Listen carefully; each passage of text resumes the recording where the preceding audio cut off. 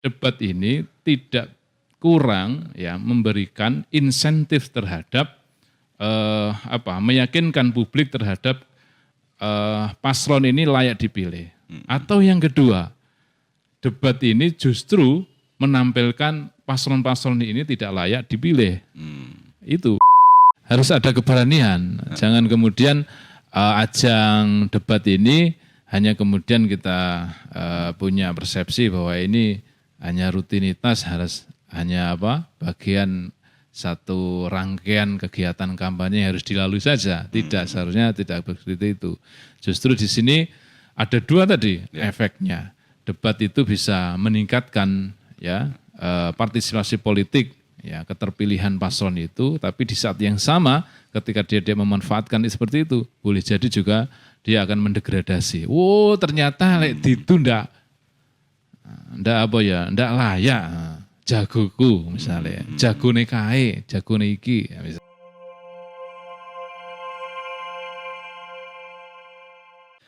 Menuju Tulung Agung 1, selamat datang Pak Dr. Khalid Thohiri, MPDI di Menuju Tulung Agung 1. Sehat selalu. Selamat datang Mas Samir. Kabar baik? Alhamdulillahirrahmanirrahim. Alhamdulillah. Bisa bertemu lagi. Ya, sibuk apa ini hari-hari ini? Ya, sibuk hari-hari itu ya rutinitas jadi suami yang baik, dari ayah yang baik, sibuk di kampus, ya sibuk di masyarakat, ya kayak gitulah, jadi rutinitas. Oke, ini belum pernah diajak untuk collab dengan para paslon atau gimana kayaknya ini tahun politik ini? Nggak ada yang mengendorse saya kayaknya. Belum waktunya mungkin ya? Iya, belum waktunya. Baik. Ya.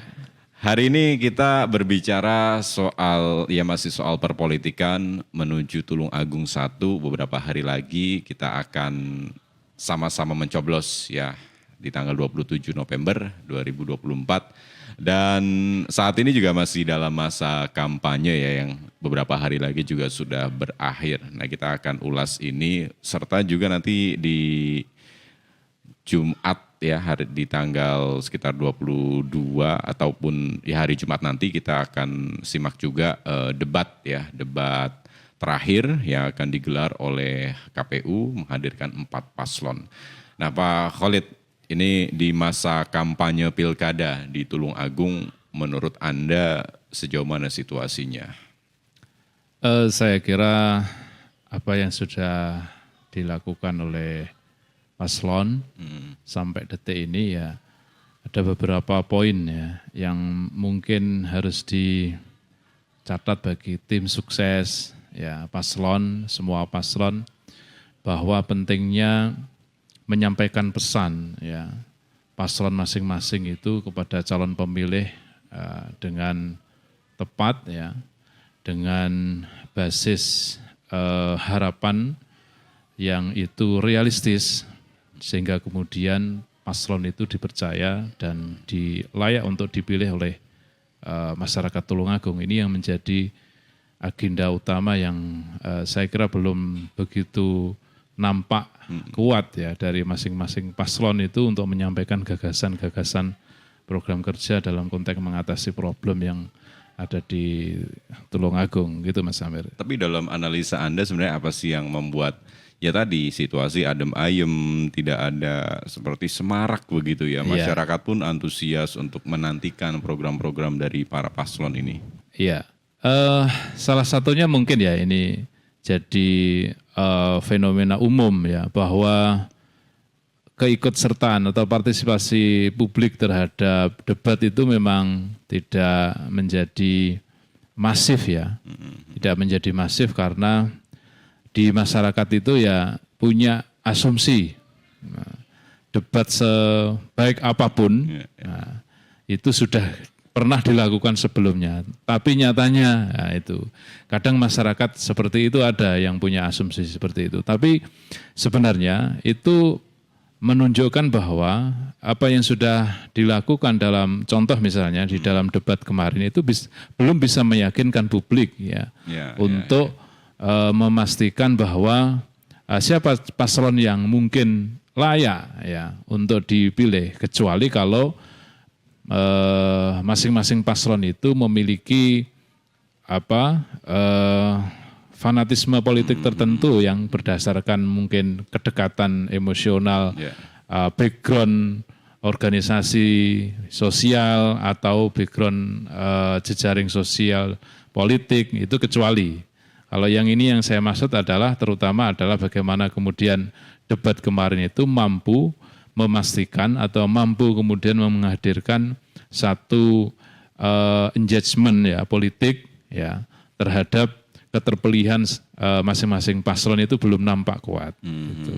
Tapi kemudian dengan ya tadi kondisi yang tidak begitu semarak, apakah para paslon pun melihat ini kampanye cuma formalitas saja? Boleh jadi. Pada akhirnya nanti kan penentuan tetap di last minute mereka manuver-manuver itu tadi. Gitu.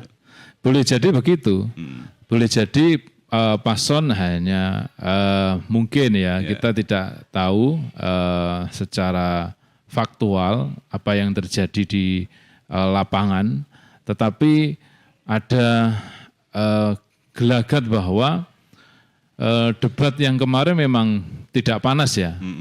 Tidak panas itu dalam arti bagaimana kemudian masing-masing calon itu menghadirkan program, kemudian ada kritik, ada data, dan seterusnya. Ya, tapi sangat terkesan bukan debat, tapi monolog. Masing-masing menyampaikan persepsi dia terhadap isu-isu di Kabupaten Tulungagung, tapi tidak kemudian mencoba untuk menawarkan gagasan yang lebih baik daripada calon yang lain. Nah ini apa yang kemudian menjadi pesimistis bahwa memang debat itu tidak bisa mendongkrak suara sehingga kemudian ini hanya rutinitasnya.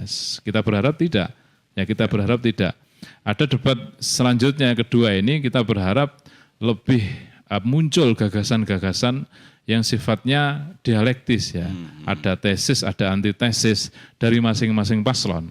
Maka kita akan menemukan ya calon-calon pemimpin yang nanti betul-betul memiliki gagasan yang genuine ya, lalu kemudian punya keberanian dalam konteks pengambilan kebijakan dalam konteks kepemimpinan di Kabupaten Tulungagung itu.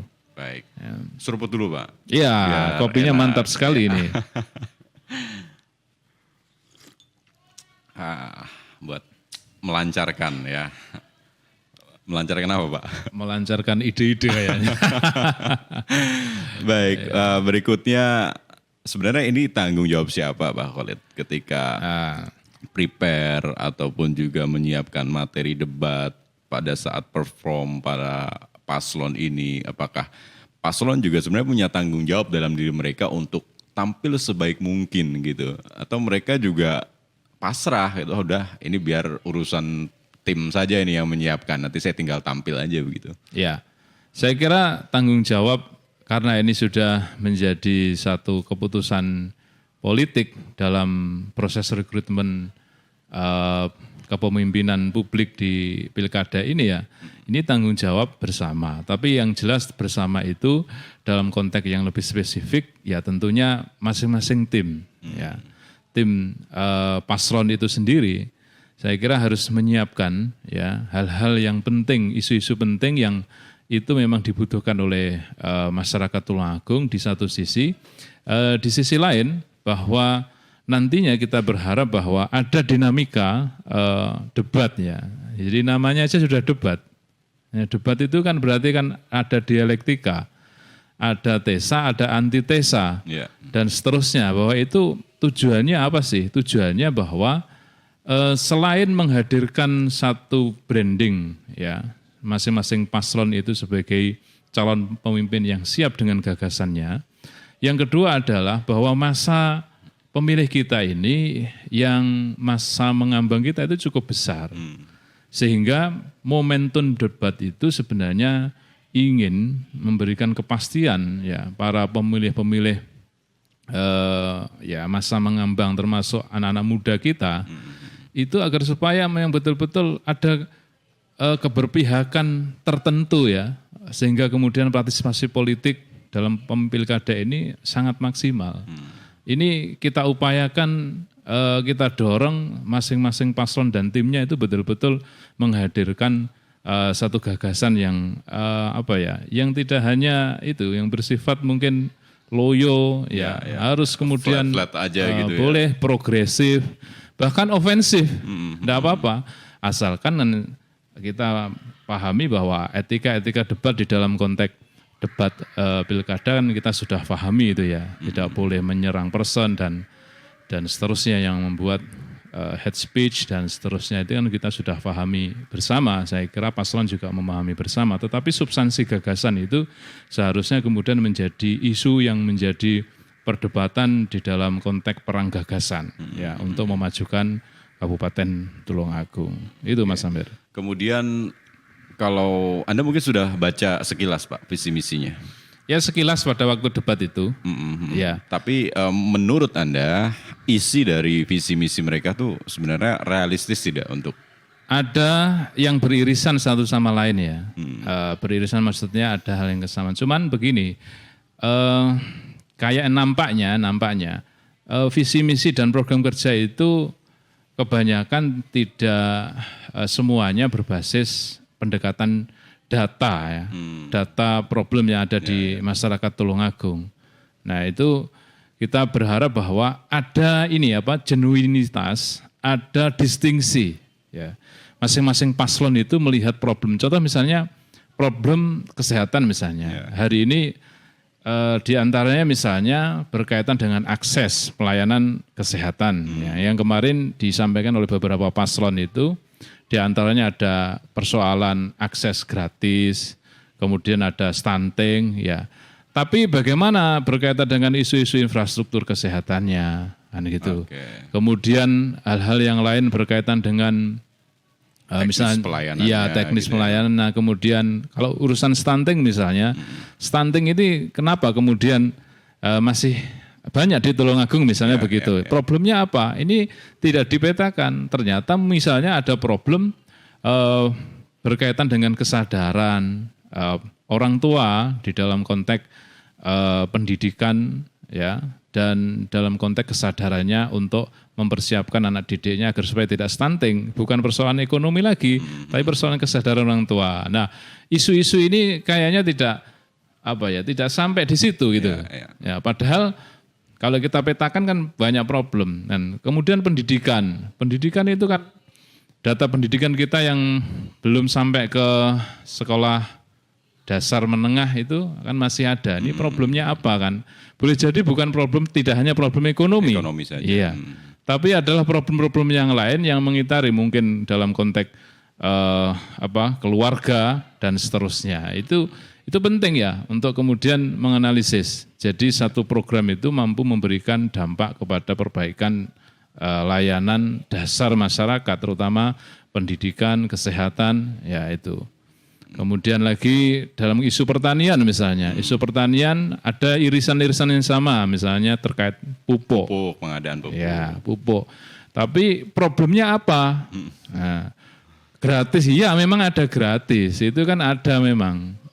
Subsidi kalau subsidi ya. Tapi problemnya subsidi ini kan satu, tidak tepat sasaran, tapi kan tidak disinggung. Ya. Yang kedua, misalnya ada banyak agen-agen atau tengkulak ya. Itu yang nakal dalam tanda kutip. Misalnya ada yang menjual lagi dan seterusnya. Loh, ini kan salah satu peta celah-celah. Ini yang seharusnya diangkat juga. Ini kan menarik. Yang bukan persoalan gratis saja, tetapi penting untuk dipertajam isu-isu ini. Nah, dan masing-masing kan memiliki seharusnya ini ya. Mohon maaf ini seharusnya ini kan ada misalnya dua calon yang dulu incumbent ya, dua paslon. Nah, itu, terus apa yang dilakukan? Misalnya kalau kemarin itu terjadi apa yang dikatakan debat sesungguhnya kan, tapi kan tidak ada. Adem ayem, landai gitu ya. Kita ini sudahlah, meskipun temanya debat tapi damai gitu. Nah ini kan berarti apa? Berarti debat ini tidak kurang ya memberikan insentif terhadap meyakinkan publik terhadap paslon ini layak dipilih. Atau yang kedua, debat ini justru menampilkan paslon-paslon ini tidak layak dipilih. Itu. Jadi ada dua yang kemarin kita amati. Nah, debat ini memiliki dampak ya keterpilihan tinggi karena dari gagasannya, ya, cara pembawaannya, cara public speakingnya, kemudian cara engagement terhadap isu-isu problem di Tulungagung itu bagus misalnya. Ini kan berarti akan berdampak memiliki insentif terhadap keterpilihan. Tetapi ketika misalnya paslon-paslon ini tidak mampu melakukan engagement terhadap problem-problem di Tulungagung, ya landai-landai saja, mungkin itu justru debat itu sebagai pemantik untuk tidak percaya, tidak memiliki insentif terhadap keterpilihan dia. Gitu. Sehingga dua mata uang, sisi mata uang itu kemarin terjadi itu ya. Jadi ada yang memiliki dampak yang kuat, ada yang memiliki dampak yang lemah. Ya, saya kira ini menjadi satu pembelajaran politik bagi masyarakat Tulungagung. Saya kira siapa-siapa yang layak itu insya Allah ya masyarakat memberikan penilaian, memberikan evaluasi terhadap apa yang sudah. Bukannya kita ini bahwa memberikan satu penilaian terhadap bahwa yang bagus debatnya, pemimpinnya menang dan pemimpinnya yang diharapkan tidak. Tapi yang namanya kedekatan terhadap kepemilihan itu kan komunikasi publik. Ya, ketika debat ini sebagai media komunikasi publik untuk untuk menghadirkan satu harapan terhadap masyarakat, maka disitulah kemudian ada keterkaitan antara harapan masyarakat dengan calon-calon pemimpin yang akan dipilih nanti. Ya, betul. Kemudian kalau kita flashback ke debat pertama nih, sebagai modal untuk debat kedua nanti, ini bukan bermaksud kita mengarahkan ya para pemilih. Kira-kira kalau menurut Anda, siapa yang paling siap untuk menatap debat kedua nanti? Kalau siapa yang paling siap adalah yaitu paslon dan timnya yang betul-betul satu ya, harus kemudian sadar diri, mengevaluasi debat pertama kemarin, ya problemnya apa ini? Ya, apakah problem substantif, gagasan-gagasannya yang perlu kita pertajam lagi, ya, ataukah problem komunikasi publiknya, ya, komunikasi politiknya, ya melalui acara debat itu, ya.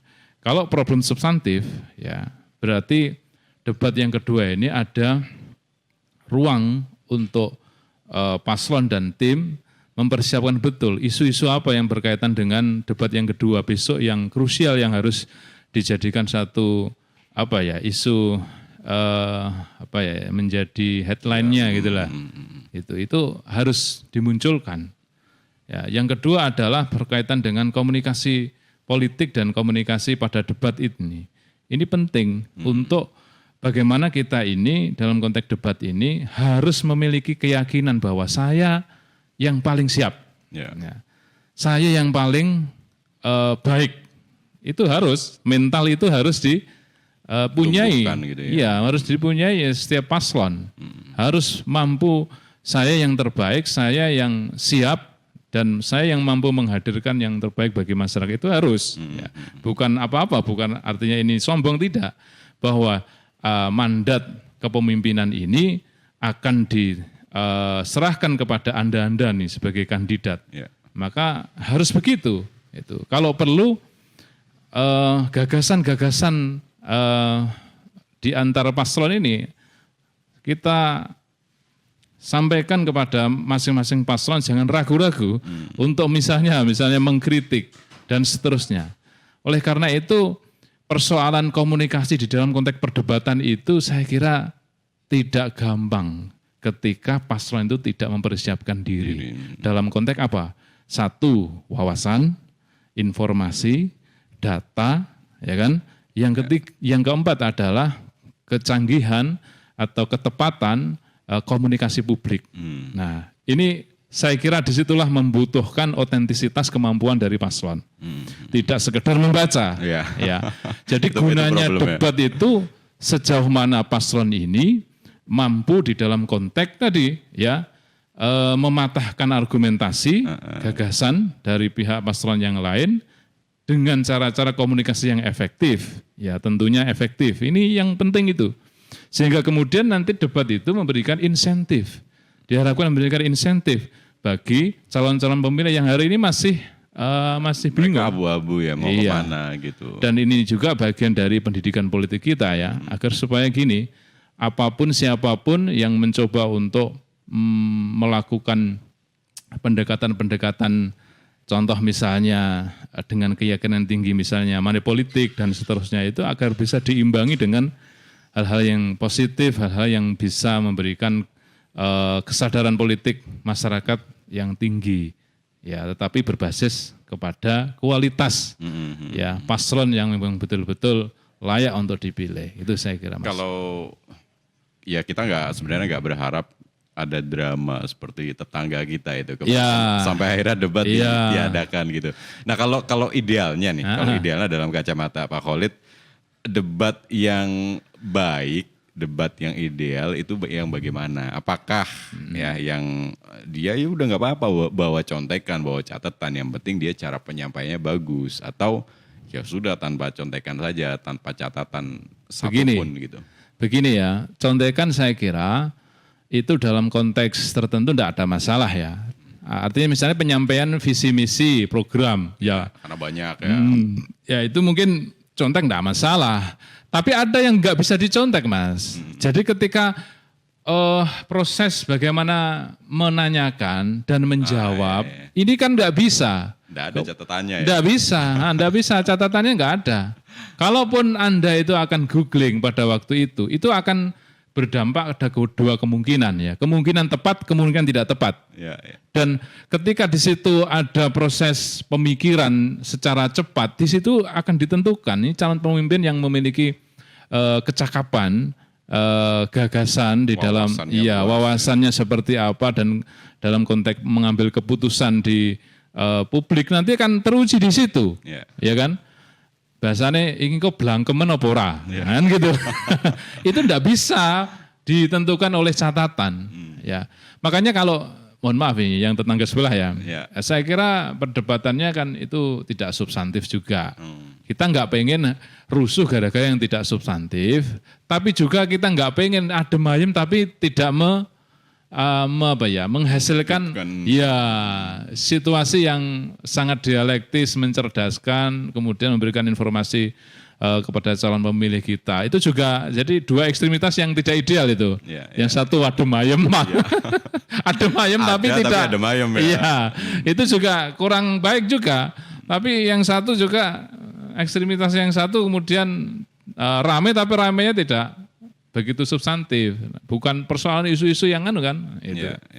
Ya, saya kira pentingnya hari ini penyelenggara pemilu ya KPU saya kira kita dorong untuk profesional, tidak terjadi hal-hal yang dicitrakan, diopinikan bahwa misalnya penyelenggara berat di antara salah satu paslon, ya itu kita nggak mengharapkan.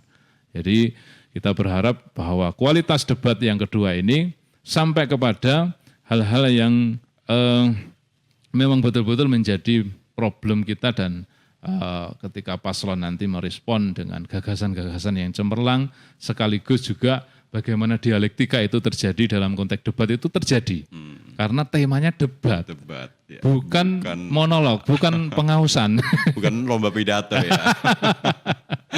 Tapi Anda kalau ya melihat karakter dari masing-masing paslon, kemudian berkaca di debat pertama, optimis tidak hal-hal yang Anda katakan tadi tercipta nanti terwujud di debat kedua? Karena ini belum terjadi, ya kita optimis saja.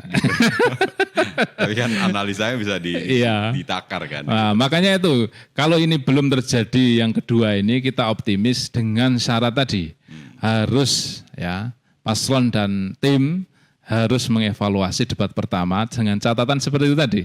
Ya, bantu paslon itu dalam konteks menghadirkan satu gagasan-gagasan yang cemerlang dengan pendekatan-pendekatan komunikasi publik yang bagus, juga kemudian keberanian ya mereka dalam konteks mengambil satu gagasan untuk bukan menyerang ya, tetapi untuk mengkritik ya. Mungkin ada beberapa tidak semua sih ya, ada beberapa bagian dari gagasan salah satu paslon ya itu menurut mereka kurang tepat. Itu harus berani. Jangan-jangan weh aja nyerang aku ya, aku ya nyerang awakmu. Aja jangan ngono semayanan. Kemarin ya lebih ke personal ya, perdebatannya kayak mungkin kok pertanyaannya tidak jelas, gitu. Tidak ada bantahan-bantahan yang saya nggak setuju dengan itu. Menurut saya begini gitu. Ya, makanya itu Mas Amir. Jadi harus ada keberanian. Jangan kemudian ajang debat ini hanya kemudian kita punya persepsi bahwa ini hanya rutinitas, hanya bagian satu rangkaian kegiatan kampanye yang harus dilalui saja. Tidak, seharusnya tidak seperti itu. Justru di sini ada dua tadi efeknya. Debat itu bisa meningkatkan ya partisipasi politik, ya keterpilihan paslon itu, tapi di saat yang sama ketika dia memanfaatkan seperti itu, boleh jadi juga dia akan mendegradasi. Ternyata itu ndak layak. Jagoku misalnya, jagone kae, jagone iki misalnya itu. Tapi ya itu masih ada kemungkinan tidak bagi mereka yang saat ini sudah membulatkan pilihan ke satu paslon. Ketika melihat perform mereka di debat akhirnya pergi ke lain hati gitu. Bagi pemilih yang memiliki kedekatan emosional ya, pemilih ideologis itu saya kira dia akan lebih mempercayai hasil debat kemarin sisi-sisi positifnya ya dari masing-masing paslon. Tetapi bagi pemilih yang dalam konteks belum memiliki iman politik yang kuat, ya artinya Yazid wayangkus. Nah, debat kemarin itu memberikan informasi mana yang layak dipilih dan mana yang tidak layak dipilih. Itu jadi belum menggaransi ya semuanya itu. Makanya kemudian kita berharap di sesi kedua ini agar supaya lebih kalau main bola itu ya lepas lah itu lah. Bertahan ketika bertahan ya bertahan. Ketika menyerang ya menyerang. Total ya. Total football. Kemudian debat kan ya kalau Tulungagung karena tidak dipisah ya. Ini kan dua-duanya main gitu. Nah kalau menurut Pak Khalid porsi pembagiannya sebenarnya harus imbang atau cabub karena nanti sebagai kepala daerahnya harus lebih dominan atau gimana Pak? Nah, saya kira itu ini satu desain yang menurut saya bagus ya, bahwa ini harapannya menggambarkan satu paslon itu betul-betul memiliki klik ya. Satu itu kekompakan, gitu ya. Yang kedua ini diuji juga ya sejauh mana nanti itu peran-peran calon bupati itu akan terlihat sebagai opinion leader ya di kepemimpinan daerah itu akan terlihat. Dan nanti ketika calon wakil bupati ini ketika menyampaikan bagaimana, ini kan orang bisa, masyarakat bisa menilai, wah ini kok ketika ini dibarengkan loh ya, wah ini kok ketoknya Cawabupe kok menguasai, lebih dominan. Jangan-jangan kan begitu. Tapi wah ini kayaknya bagus sekali ketika misalnya ya satu pertanyaan dijawab oleh Cabub dan Cawabub, tetapi dengan porsi yang masing-masing tepat. Nah ini kan berbeda. Nah, ini saya kira desainnya ya kita apresiasi ini. Ini satu pola yang nanti ibaratnya itu dihadirkan paslon yang layak untuk dipilih itu dalam konteks kerjasama antar dua pimpinan ya bupati dan wakil bupati itu juga terlihat dalam konteks komunikasi di debat itu. Ya. Tapi kalau ya analisa visi dan misi kemudian perform debat kemarin sebenarnya apakah keempat paslon ini sebenarnya sudah mengetahui apa sih problema di Kabupaten Tulungagung yang semestinya itu sudah mereka tangkap dan ketika ini dibawa ke ranah debat ya sebenarnya sudah nggak ada masalah lagi bagi mereka untuk adaptasi setiap pertanyaan yang diberikan begitu. Ya, makanya kemudian saya menyampaikan di dalam konteks tadi di awal, ada evaluasi debat pertama itu, apa yang harus dievaluasi? Pertama, tingkat ketajaman isu yang diangkat. Nah, itu tidak kemudian hanya berangkat dari program, tapi juga ada analisa masalah. Ya, ini yang kemudian menjadi catatannya kemarin. Kemudian yang kedua, berkaitan dengan kenapa tidak jalannya satu dialektika di dalam debat itu, ya boleh jadi karena memang masing-masing itu tidak mungkin tidak siap dalam konteks informasi atau penguasaan tema-tema yang harus disampaikan oleh masing-masing paslon itu. Ya. Misalnya ini orang marahi. Kan paslon 2 paslon kita ini kan incumbent ya. Ini seharusnya paslon newcomer itu justru seharusnya banyak menanyakan hal-hal yang dulu tidak pernah atau mungkin belum sukses atau gagal dijalankan. Nah, itu kan sebenarnya ruang yang lebar. Ya. Lalu kemudian sebaliknya juga misalnya incumbent juga menanyakan apa progres atau track record ketika misalnya dia memiliki pengalaman selama memimpin itu ada persoalan-persoalan ini atau kaitan dengan program Anda sedangkan persoalannya ini. Nah, itu kan bisa kan ini. Bisa nyatakan dan bisa didialektikan di dalam konteks debat itu. Sehingga debat itu memang betul-betul tidak satu arah, tetapi ya dua arah, bahkan saling istilahnya komentator bola itu jual beli serangan. Kalau ini diserang, terima aja gitu.